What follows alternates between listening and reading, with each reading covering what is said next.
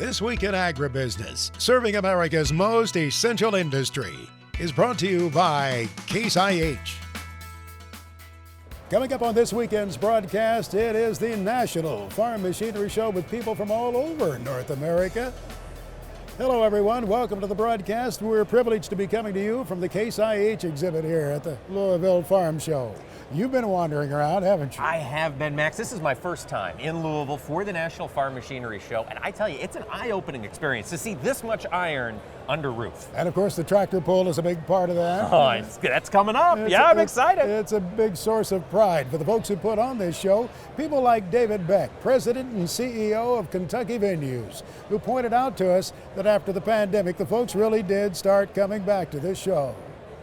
Floor space is filled, over 900 exhibitors, over 1,500 different individual booths, exhibits, so that's pretty exciting to see that here this year. One comment I've heard recently is that it seems in this post-COVID era, the shows have really come back. Maybe a year ago that some of the events in the wintertime in the ag sector were lagging a little bit. That doesn't seem to be the case this winter. With our two facilities, we'll do about 350 shows a year. 200 here at the Exposition Center and 150 at the Downtown Convention Center. And this last year, we finished 2022 at 106% of where we were pre-COVID. So we actually grew this last year. The previous year, we were at 73%. So we've had really good recovery. David Beck works with a board of directors. Marshall Coyle serves on that board. He takes a very active interest in this show and pointed out, yes, there's a very strong social aspect to the National Farm Machinery Show. Folks come here and they get together. A lot of them will, before they leave this show, they'll book their hotel rooms for next year to make sure that they've got the same people in the same hotels, and a lot of them even get adjoining rooms. So they can, well, they might party just a little bit at night, but it is a great reunion for folks, and it's a great opportunity to meet others. You know, our championship pull drivers are really a big part of this show, and it is super that they will come and you know, when you look at what they have to do to get here, as well as the equipment manufacturers, there's a lot of money in this show and tied up that our folks do to allow our farmers to come catch up on the latest technology. Marshall refers to himself as the senior board member of Kentucky Venues. He's seen many events over the years, to be sure. His hometown is Owingsville, Kentucky. Well, here's a gentleman that we were pleased to link up with for a few minutes here at the National Farm Machinery Show. Joining us here is Kurt Coffey, Vice President of Case IH. Another jammed lot at the National Farm Machinery Show with a lot of new equipment here. You guys have a lot of things going on, and not just tractors, right? Yeah, it's an extremely full booth.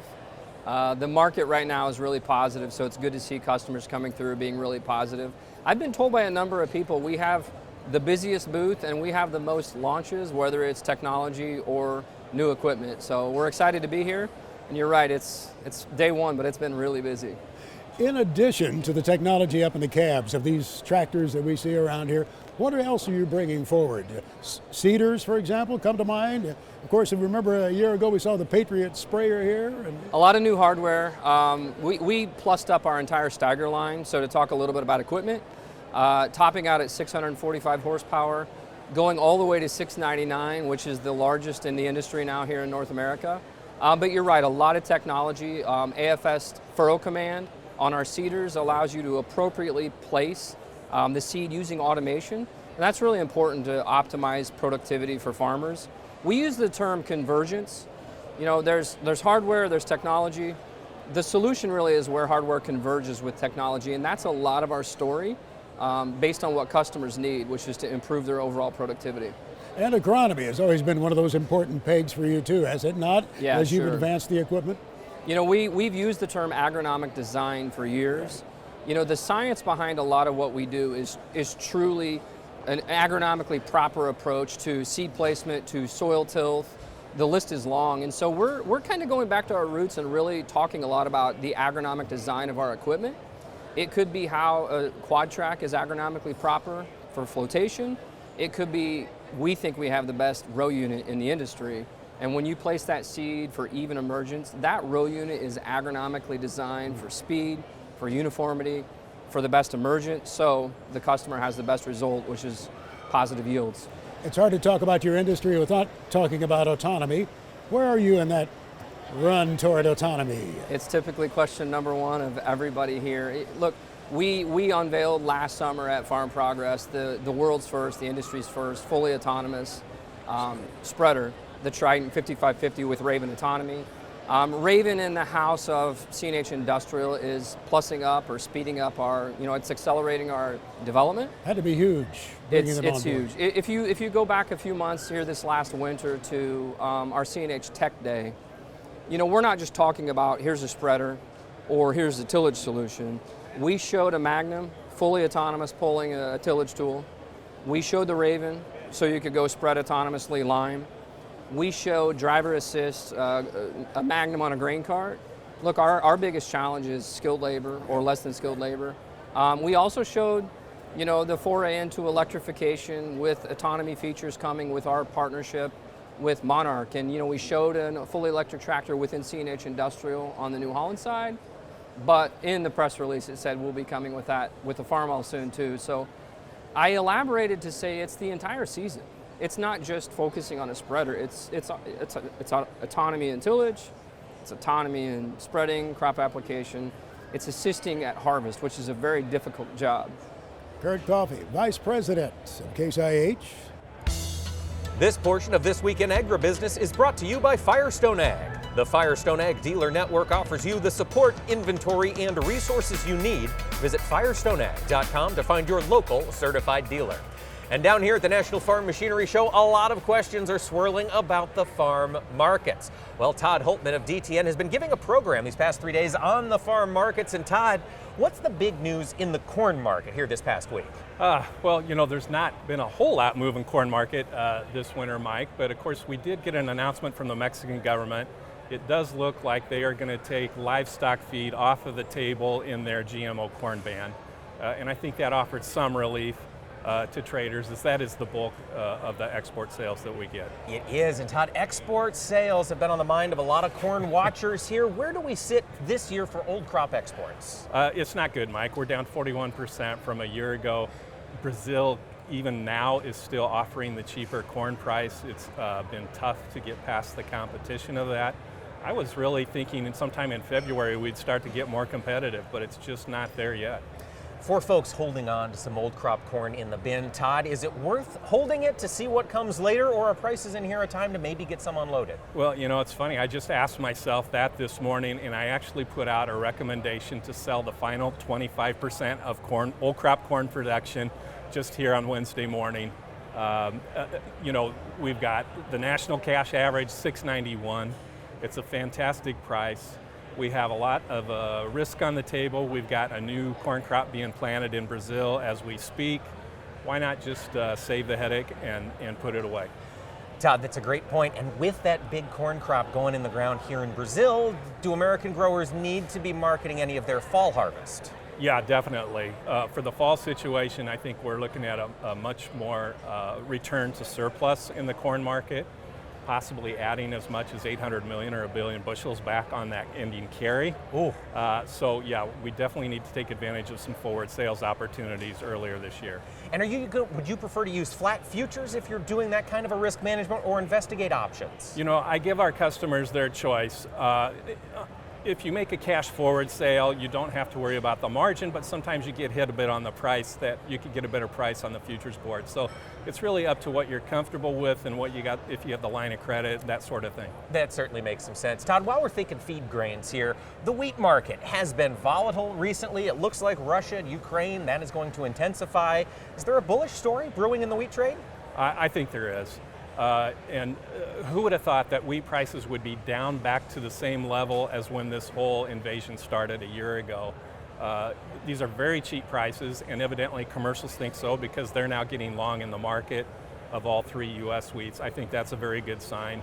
I think especially in the Chicago wheat contract where they trade soft red here in the Eastern Corn Belt, we have funds net short 369 million bushels of soft red wheat. That's a lot of wheat. That's more than we produced last year. Hey.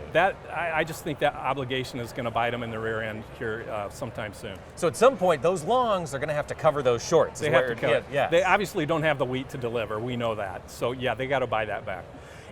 At this point, are there any price targets you're watching, or do you just market some wheat if we get a big move to the upside? Well, I think there's at least $1 potential, possibly $1.50, more so in the Kansas City wheat where we've got the drought problem.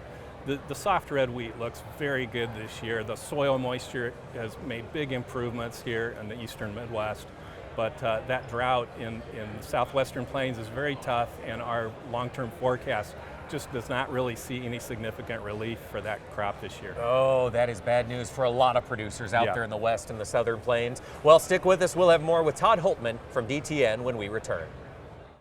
This portion of This Week in Agribusiness is brought to you by Firestone Ag. Harvey Firestone invented the first pneumatic farm tire, forever changing what it means to farm hard. Visit firestoneag.com to learn more about this history and tire solutions for today. We're talking markets this week with Todd Holtman, lead analyst with DTN. And Todd, a lot of the market's focus right now is in South America, watching that bean crop come out of Brazil. How is harvest progress coming down there in Brazil? It's actually doing fairly well. You know, it's been very wet conditions. They continue to have a lot of rain in the forecast for central and northern Brazil, but I think they're used to that. They've often had harvest in the rainy season, as you know, Mike. So they're working through it. They're supposedly 17% through. They're probably 20% by now, and I don't think that's out of the norm by any means. So Todd, my question then is, 20% through with harvest, how many of those beans have made it to the ports yet in Brazil? Do we know? I honestly do not know. You'd have to think there's a trickle already coming in there out of the north into Brazil, but I couldn't tell you the stats for sure. Gotcha. Are we growing concerned about these old crop bean prices as this Brazilian bean comes online? Well, I have been concerned the entire season long. We haven't really seen this big record estimate challenged at any point since the crop was planted. But one reason I'm really not concerned at this point, at least for the old crop price, Mike, is because our export sales have done so well. Even if they drop off now, we're still going to easily make our export estimate target. We're only 174 million bushels away. Oh, wow. We've had a big surge of sales to China this year. They're up 15%. From a year ago, and frankly, most of those sales have already shipped, so there's not a lot of risk of cancellation. Well, that is exciting. Yeah. But that's going to change, right, once that Brazilian bean hits the market? Yeah, our pace will definitely drop off, as it always does this time of year, no doubt about that. But as I say, we don't have far to go to hit that target. That's true. So on the new crop side, given the fact that we are seeing exports stay so strong, where do you think farmers ought to be on their new crop bean marketings? Well, again, like corn, you have to be thinking about making some forward sales here. I think there's a very good possibility, and our meteorologists are saying we're probably going to have a very good weather season this year. The La Nina effect is finally fading away, and we should get more widespread rains across more of the Midwest. And our forecast for August actually looks pretty good for soybeans. You know, you like to have rains in August on soybeans, and it looks like they're going to be there. At least that's our early glimpse at the summer ahead. But it certainly makes managing some of that risk a little more apparent. Yeah, absolutely, absolutely. And our cost of production on beans right now is about $12 a bushel, roughly estimated. We could come down to that area in the fall price with the higher supplies. All right, see that surplus come online. As we think about where those beans are going, the domestic crush has been strong, Todd. Can that strength persist here into the summer? Yeah, absolutely. In fact, I don't see what's going to derail it, other than I think there's a possibility our soybean supply is going to be so tight this summer, it's going to have to slow that crush. And in fact, we may already be seeing that now. Our crush level's down about 1% from a year ago, in spite of these fantastic incentives that processors have never seen before. So the margin's there if they can get the beans. The margin's definitely there. There's strong demand for both meal and bean oil. This is a very invincible looking domestic market right now. Do you buy here, or do you wait to see if it can step off its highs? It's tough. In this particular period, I think you have to go hand to mouth and just buy as needed. We did make some hedge purchases a while ago, which I'm very thankful we did, so we got a better price on that. But those opportunities are few and far between, and it could be a very tough summer for those that have to buy meal. All right, something to watch. Todd Holtman, DTN Lead Grain Analyst. Chad Colby's look at agriculture technology comes your way next, brought to you by the IBM Watson Decision Platform, combining AI with Internet of Things data to help agribusiness increase yields, improve quality, and drive sustainability. Well, when you're standing in a room like this, you are surrounded by technology, and it's good to have somebody to keep you up to speed on what's going on with that technology. Chad, we're here in the Case IH booth. We've got all kinds of new toys and technology. You've got to be thrilled. Absolutely. There were images starting to come out last night.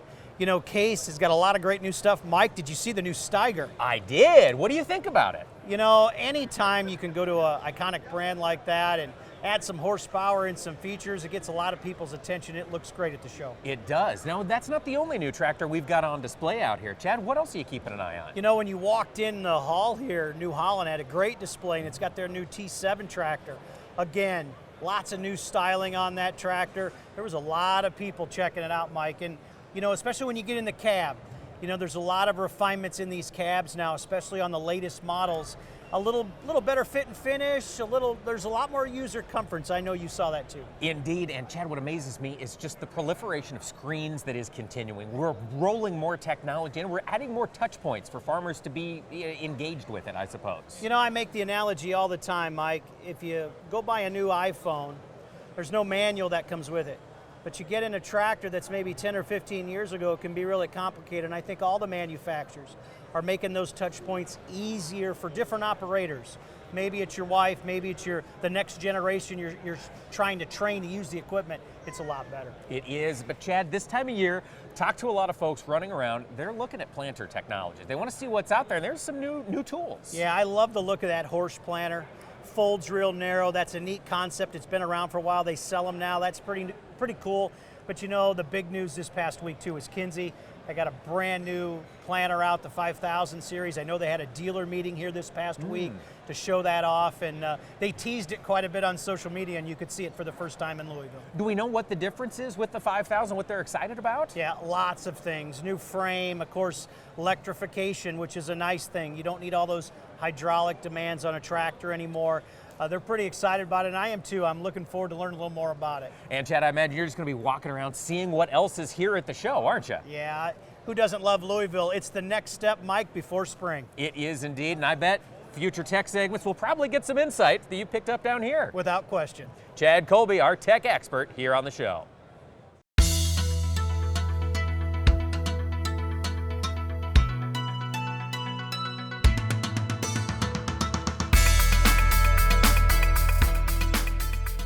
Welcome back to This Week in Agribusiness. Well, with the help of the folks at Pivot Bio, each week we scan America and zero in on one state's agriculture. That's right. We focus on the diversity therein, Max. Here we go to Montana this week, where there is much to be known about the agriculture business. The United States of America can be very different from one state to another, but one thing every state has in common is agriculture.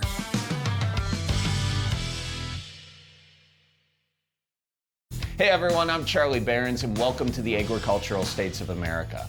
We're going to test your knowledge about the agriculture of different states and hopefully give you a bit of appreciation for all the great things that farmers are producing across America. Today we're heading to Montana to see what farming looks like in Big Sky country. Now when you think of Montana, you probably think of the tourist destinations like Yellowstone, Glacier National Park, or the Continental Divide. But believe it or not, Montana's largest industry is agriculture, which contributes over $5 billion to the economy every single year. In other words, when it comes to the economy, you could call agriculture Montana's Old Faithful. Old Faithful is in Wyoming. Never mind. So what are they farming, you ask? I'll tell you. Cattle and calves lead the state's agriculture sector. At any given time, there are approximately 2.6 million head of beef cattle in Montana. That's approximately 3 cows to every 1 person, which equates to a whole lot of moolah. See what I did there? Moolah. Stick to the script. I'll keep going, sure. Most of the crops grown in Montana are considered dryland crops. Coming in at number 1 is wheat. Farmers produce enough wheat to make Montana rank 4th nationally in overall production and 3rd in certified organic wheat. Wheat is grown in almost every county in the state, but the largest production area is called the Golden Triangle area, located in Montana's north central region. And in addition to wheat, Montana grows hay and alfalfa to support the cattle industry. They also grow plenty of barley, which in tandem with the wheat has helped grow Montana's craft brewery industry. Now, before Prohibition, you know, that time in American history when everyone stopped drinking, there actually used to be a local brewery in every small town in Montana. Luckily, the state seems to be trending toward that direction again, so cheers to that. Now, all that said, specialty crops like hops prefer warmer, wetter climate. So in response to the big craft brewery demand, growers in Montana have found creative ways to grow hops profitably. Today, the state has over 80 licensed breweries, making Montana one of the biggest importers of beanies and beard balm. Charlie, that is judgmental of brewers. They do not all have beards. They do not all have beanies. Most of them do, though. Now, when you think of Montana agriculture, do you ever think of pulses?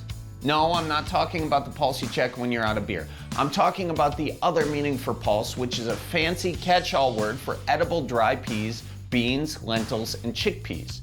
They fall under the legume family, but the word pulse specifically refers to legumes that are grown and harvested for their dry seed and grown as food. And Montana grows them all, especially lentils. In fact, Montana plants 670,000 acres of lentils each year, making it the top lentil-producing state that's responsible for 40% of our nation's lentil supply. And because of it, our soups have never tasted better. And now it is time for the lentil lightning round about the legume we love.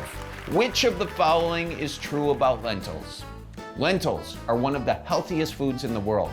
They can be black, yellow, green, brown, red, and orange. They originated in Central Asia. They are the oldest pulse crop known to man and one of the earliest domesticated crops. They were found in the tomb of the ancient Egyptians in 2400 BC.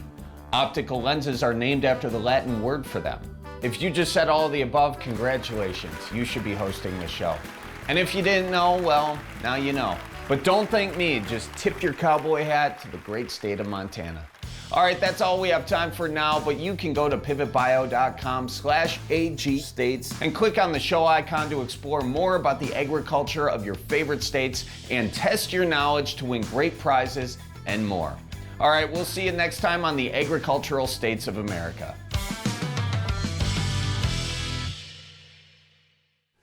It's a very colorful description of the agriculture of Montana. Thanks to Charlie Behrens for that. You can see more, and you can also try to get some prizes at pivotbio.com/agstates. My first trip through Montana was in a caboose. You know, that was the car they used to have on the back of the train? Yes. I hopped a ride on the Burlington Northern Railroad. It was before they merged with the Santa Fe. Now, when you say hopped a ride, Max, were you supposed to be in that caboose? Yes. There was a cameraman along with me. And it was just a beautiful trip. I mean, you really got to see the diversity of the landscape of that state that is so beautiful. It truly is, Max. It's one of my favorite flights in the world is to fly into the Billings, Montana airport. If you've never made that trip, the airport is up on a plateau, several hundred feet, maybe 1,000 feet above the city of Billings itself. And Max, it takes my breath away every time I get the opportunity to fly into that town. It reminds you of other tight-in airports. Hong Kong's airport used to be that way. I think maybe they have a new one now. But when you're coming in among other obstacles, buildings, natural landscape structures, you wonder, okay, how's this going to turn out? Yes, and it's a reminder just to how hard life can be out there in the high plains. You see those high winds and the snowfall, Max? They're working hard on those farms and ranches. The movie makers discovered the state long ago. That's true. We'll feature another state next week here on Ag States of America, brought to you by the folks at Pivot Bio. There's more coming up. Stay with us here. This Week in Agribusiness, serving America's most essential industry, is brought to you by Case IH. Welcome back to This Week in Agribusiness. We continue this week here on the show floor at the National Farm Machinery Show, but we're also going to talk about those stresses that come in agriculture, part of our series on mental health from FMC and Farm Futures. Max, what's under discussion this week? Well, we visited with a bunch of growers about their personal experiences, and I talked the other day with an Alabama farmer. Lamont Bridgeforth farms just a little bit south of that Alabama-Tennessee state line. We talked about the stresses, the mental health concerns in the agriculture community, and the fact that sometimes a person is reluctant to seek help out in a rural area. You know, in my experience over the last 5 years, I realized that it's very important for people to reach out, no matter what it looks like. And because of it, and I've narrowed it down to just the pride. People sometimes are too proud because of the image that they think they will have or the stigma. And it's like, if you need help, just reach out.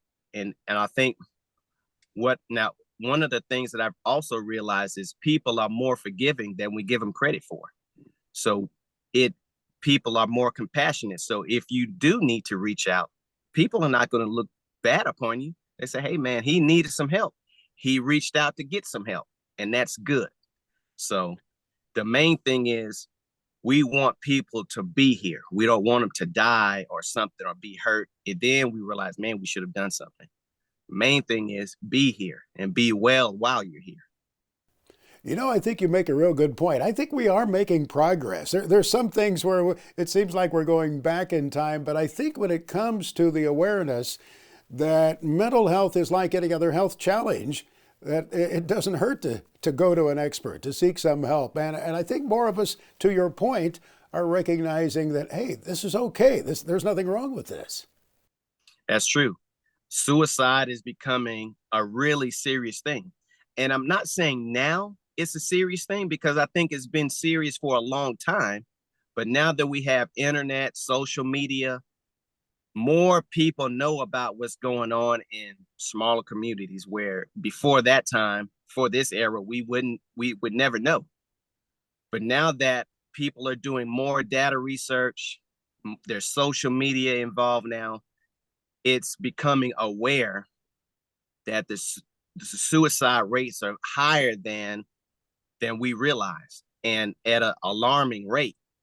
So getting help is becoming, because what I've heard in the last 5 years, hey, let's let people know that here's a resource that you can use. If you need help, here's a resource.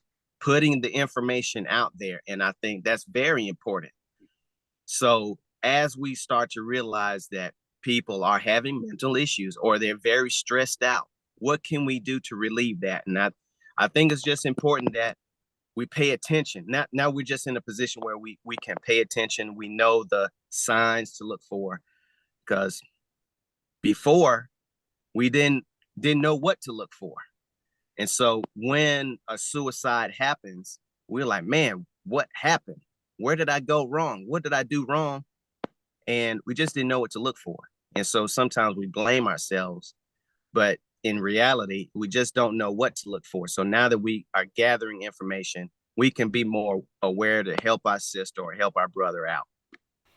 I think also, after the fact, those of us who have lost someone special to suicide, we look back and maybe we say we could see some signs, but we didn't know what to say. We didn't know how to approach it. We didn't know how to bring some intervention and say, hey, I'm here for you. That's true. And because that was my experience. I just wish, like my wife committed suicide in 2016. And I wish she had just said something. I just didn't know. I knew something was going on, but I couldn't put my finger on it. And we would talk every day, while I'm at work, we would talk every day and things seemed to be fine. But after that happens, then you realize things are not fine. So I didn't know what to look for, and I was blaming myself until I talked to a psychiatrist. It's like, you can't blame yourself. You don't know what to look for. People that do know what to look for are the ones that try to say, hey, maybe you need some help, or try to intervene in some type of way.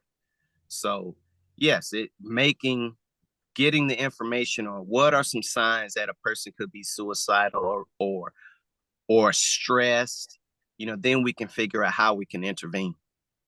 Our thanks to Lamont Bridgeforth for sharing his personal experience with us earlier this week as we visited before coming to the National Farm Machinery Show.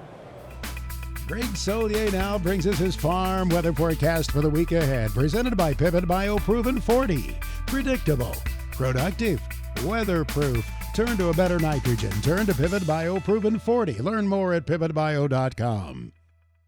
Mr. Solier wasn't here at the show with us. He would have experienced some nice spring-like weather. Beautiful spring-like weather, absolutely. I was in a blizzard in Fargo, Well, hey, pal, there's more winter to come. Let's find out from Greg. You bet. It's been an active weather pattern across the country, and that trend continues on this week and for the foreseeable future, as you'll see in that 4-week forecast here coming on up. I tell you what, Pacific Northwest in line for a pattern shift as well. Look at the cool to cold to very cold air once again retooling across the southwest Canadian prairie. We'll get some upslope snows the past few weeks. This downslope flow has eradicated a fair amount of the snow cover into the western Dakotas, Big Sky. That will be changing. Otherwise, a pretty quiet start to the week across the Pacific Northwest back into sections of northern California. Later in the week, haven't seen many of these. A fairly significant weather system moving into northern California and the Pacific Northwest in particular, and the cold air dump does just that with north and northeast wind flow, upslope conditions. This is bitter, biting, bone-chilling air, and yeah, we're getting into that livestock and calving season, lambing season in areas of the northern plains, upper Midwest, southern Canadian prairie, so brace yourselves for probably some sub-zero cold at night and some accumulating snowfall as well. A chill in the air across the Intermountain West and again northern California in the Pacific Northwest later in the week. Signs of a significant moisture maker. The pattern remains somewhat active as well. Another trip off that this La Nina setup is weakening over the southwestern sections of the country. Cooler and colder on the move into the northern and central valleys of California. That snowpack still running at about 100 to 135% of normal. That takes you to about April 1st. Water equivalency about 30 to 35 inches, so we're okay, but we need a little more as the next few weeks wear on. And we're getting it in the southwestern sections of the country last week and again this week with a change in the weather pattern over the central and southern areas of the winter wheat belt. We saw significant moisture last week. Later into the week, another round of cold air and accumulating snow. Desert Southwest gets some moisture and cool to cold air, and another system coming ashore into the central valleys of California. Windy weather, colder weather, and it's the old polar vortex coming back into place, stratospheric warming, and that's going to kind of rebuckle the jet stream. And here's a leading edge of colder air coming off this almost spring-like warm and the muddy grounds as well across many eastern and southern areas of the Corn Belt, with preceding that cold air push, showers, a couple of thunderstorms. There may be some ice potential in the initial push of the cold air, and then some accumulating snowfall for the upper Midwest, northwestern Corn Belt. Later in the week, here's a wide swath of moisture in one form or another, markedly colder air back to more seasonal norms. And here is a sub-zero type cold up near the Canadian border, back west across sections of Big Sky country. Active weather pattern for the central plains and central Corn Belt, but more of a wintry sense. Hey, there's significant moisture coming into the desert southwest. Rio Grande, a couple of showers and thunderstorms. Wet grounds, too wet. Watching an eye on some of the streams and rivers over the lower Mississippi Valley Delta region. These boundaries settle on south to the Red River Valley of the south. A transition from rain to maybe some sleet and snow into sections of Oklahoma. Showers and thunderstorms, heavy and severe, more drenching rains precluding any field work over the deep south. Colder air into the desert southwest. As we move on through the upper Midwest, eastern Corn Belt, the northeast and New England, windy, mild weather, snow melt all the way into the northeast and New England. Note the dump of cold air, northern and western Corn Belt locales. A transition from rain to ice to snow heads up accordingly. A real shocker into the system coming off the recent spell of warmth across much of the Corn Belt. Get ready for delayed, at least arrival of springtime in its truest sense here in the days and weeks to come. Warmer weather over the southeastern part of the country. The next weather system over the Delta region where it's wet there. Field work delays are back into play along with showers and thunderstorms heavy and severe back west of the Mississippi later in the week. Much colder air on the move. Greg Solier is back with his extended farm weather forecast for the country, presented by Pivot BioProven 40. Predictable, productive, weatherproof. Turn to a better nitrogen. Turn to Pivot BioProven 40. Learn more at pivotbio.com. Well, we also got Greg's thoughts looking out into the future, and Max, everybody's looking out to the head on weather as planting comes into focus, aren't they? I got a sneak peek at his forecast map. There's plenty of moisture in the week ahead. Busy weather pattern here over the past couple of weeks, and it's an active one this week and beyond. Look at the precipitation chart here and the emergence of the rain-snow line. It's been parked through the upper Midwest, southern Canadian prairie by week's end. Look how far south the extent of cold air and a transition from rain to maybe ice to maybe snow plays on. Now, prior to that, some good coverage rain to freezing rain and then accumulating snow and a pretty good water equivalency here throughout much of the Corn Belt. Streams and rivers are high down through the Delta Delta, parts of the southeastern states where good coverage showers and thunderstorms, heavy and severe play on out. Moisture for parts of the southwestern states. Good snowpack return over the northern and central Rockies with accumulating snowfall equivalency of 2 or 3 inches. Northern California into the Pacific Northwest as well. Good coverage moisture later on into the week. Let's take a look at the extended outlooks here as we move on through the waning days of a meteorological winter and the start of meteorological springtime. Anything but the feel of that running from the upper Midwest, Missouri River back westward. And this is sub-zero cold in particular at night into the northern plains, northern Rockies. In contrast, look at the warmth returning. There's a big warm ridge of high pressure over the southwest Atlantic, a real heat pump relative to the time of year. Temperatures above average as far north as the northeast of New England. But then you come up with this scenario, and that compaction of temperatures generates some moisture in one form or another here, with severe weather through eastern Texas down through the Delta southeastern states. Delayed access to the fields developing here, although we've seen some good, at least a drought relief in this particular part of the country. Late season snows for the northern and western Corn Belt, mixture in between, and significant moisture into the northern Rockies, including northern California and the Pacific Northwest. As we get deeper into the month of March, more or less a January feel over the Canadian prairie, northern plains. Look at the cold air dump all the way into the Four Corners area, sections of California, late potential for late season frost there, and the warmth suppressed across areas of the deep south and southeastern United States. And again, you get that compaction of temperatures. Look at the moisture pattern over the southeastern half of the country. It's a busy one, including late season snows for the northern and western Corn Belt, moisture for the Pacific Northwest. Deeper as we approach official springtime, anything but. Look at the cold air through the Canadian prairie, the northern half of the country, warmth across the southwest, southeast into the eastern states. A busy weather pattern continues on with late season snows to the north and severe weather down south. Next on This Week in Agribusiness, it's Max's Tractor Shed, spotlighting another great American tractor. Around all of these new machines at the Louisville Farm Show, we wound up talking about some older ones from time to time, as you might appreciate. And the question came up, Max, what's your favorite farm you don't own? Ooh, I think I would say an F20 on steel for me, Max. What's your answer? Well, I'm a little more modern than you. Yeah, imagine that. Max's Tractor Shed is brought to you by Mystic Lubricants. Mystic Lubricants made to make it last. Well, it was the 806. That was the object of my affections as a very young man. I think we harken back to that age range of about 6 years old to maybe 10 years of age. And we fell in love with the tractor. Well, for me, it was the 806, made for a period of 5 years by International Harvester. This one is one of the first ones made.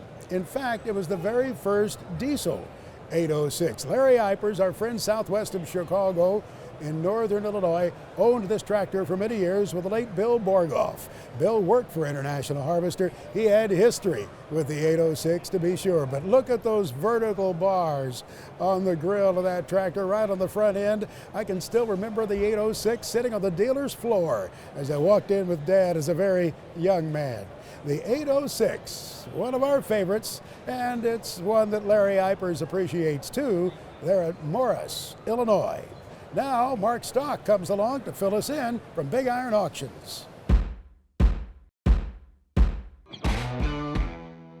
Well, Max, it's been a busy week for Big Iron and Sullivan Auctioneers, being at the National Farm Machinery Show in Louisville, Kentucky, and at the World Ag Expo in Tulare, California. A tremendous opportunity, meeting a lot of people all across the country discussing their agricultural needs. And of course, we want to thank you, Max, for stopping by and visiting us in Louisville as well. I know the crowd was following you around throughout the show. We do have some really nice machinery sales coming up here on our February 22nd online auction. Jeffrey Bodie in Petersburg, Nebraska, selling a 2017 Kubota L4060 mechanical front tractor with only 322 hours. G&X Works are retiring from Pfeiffer, Kansas. They have 36 items, including a 2020 New Holland L328 skid steer. Vincent Weber is retiring from LaPorte, Iowa. 89 items on their sale, featuring a John Deere 7610 tractor, a John Deere 4120 all-wheel drive compact utility tractor, and a John Deere 7730 mechanical front tractor with a loader. These items sell on February 22nd, but the big talk, Max, has been the February 20th auction in Carthage, Illinois by Sullivan Auctioneers. All these classic and collector cars. Check out these unbelievable beauties that will sell on Monday.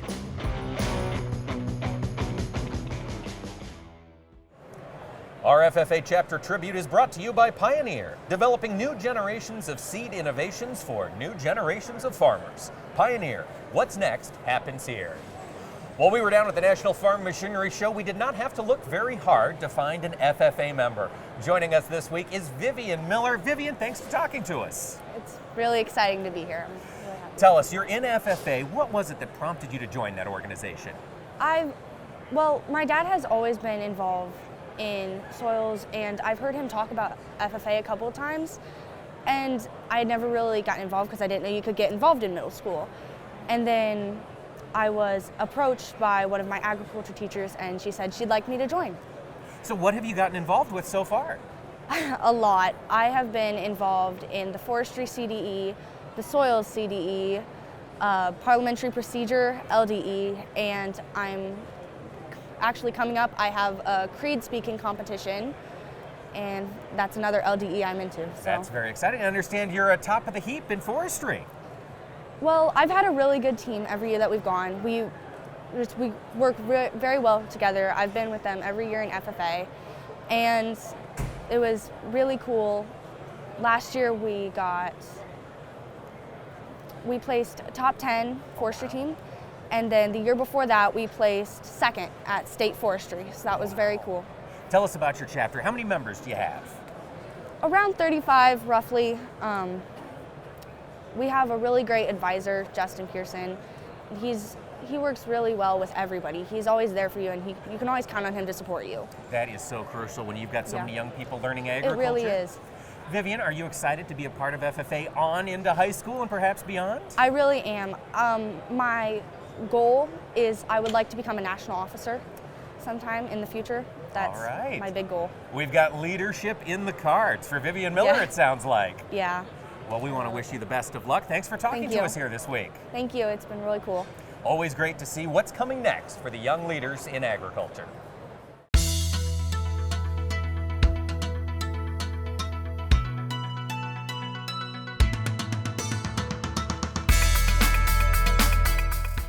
A little bit earlier, we were talking with Kurt Coffey from Case IH about some of the exciting things in the future for this company. As we wrap up this weekend, we want to talk a bit with Joe Miller, who is tractor marketing leader for Case IH, about remembering 100 years of Case IH. You have some exciting things going on these days, Joe, with tractors in your line, but some of this is reflecting back on a great heritage too. Oh, absolutely. You know, we've got a lot of different models being launched here. We've got a new series Tiger tractor, but you know, we talk specifically about Farmall 100. You know, really, this is the culmination of all that planning to celebrate the birthday of an icon. You know, 100 years, and here we are at the shows. We were talking earlier, some of the heritage ads and some of the old pictures and stuff like that. It's been great. We've had multiple conversations today, Max, about some of the Farmalls from years past, and it's been a great conversation with customers, with employees. Really enjoyed kicking off a very strong celebration of Farmall 100. And some of these great new tractors you're bringing forward have that Farmall brand on them, with a couple of new models in the Farmall line. Yes, and we're pretty excited about that. You know, when we decided to do 100 years of Farmall and celebrate it, I wanted a badge, and we talked with the marketing team at Case IH, and we got a 100-year celebration badge, the sticker on the side underneath the Case IH logo. And it's really cool because it says Farmall Tractors 100 years, 1923 to 2023. And we're going to put that on every tractor, every Farmall tractor made in calendar year 2023. So very excited. What's the new technology that's coming into these machines? You know, I know you're upgrading, for example, the ability to work in that cab, have comfort in the cab, efficiency of the engine. It's not an old machine by any means. Oh no. Currently today we have over 30 different models of Farmalls. We just launched two new ones, the 120 and the 90V series. So that's being launched at the World Ag Expo currently in Tulare, California, because that's a large specialty market. But with that new Farmall, we're getting a lot of new styling. We're getting some styling that we've seen in our new Patriot sprayers and the Optums and the Pumas. So that family styling is coming down, which is pretty innovative. When you talk about technology in the tractors, what's really cool about Farmall is it's really for all people, all applications, all sizes of operations. So we do have very basic levels of, introductory level tractors, so more economy versions, all the way up to very premium tractors with active drive 4 transmissions and a lot of high caliber transmissions, because some of these tractors are used for, cropping work. It's not just a utility tractor that we might see in certain applications. So it's really broad and it's wide. The cab configurations are also, these aren't, like we talked, these aren't our dad's farmhouse. You get into these things, the cab comfort is second to none. They're quiet. It's a good, safe operating environment for customers. And so really a lot of the new stuff that you're seeing here today is centered around the optimum customer experience. Well, I know you enjoy visiting with producers too. Maybe you'll be at Commodity Classic in a few weeks? Yeah, I will be in a couple weeks. Yes, sir. All right, we'll see you along the way. Joe Miller, thank you. Great, thank you, Max. See you. Joe Miller, who is Tractor Marketing Leader for Case IH, joining us here at the National Farm Machinery Show. It was a big one, as a matter of fact. A great show, a little bit of a cabin fever release, I think, for many of the winter time. Certainly, as Marshall Coyle pointed out earlier, a little bit of a social aspect as well to this great show. Thank you for being with us this weekend on This Week in Agribusiness. Mr. Pearson and I will look for you again next weekend. So long, everyone. This Week in Agribusiness is brought to you by Case IH.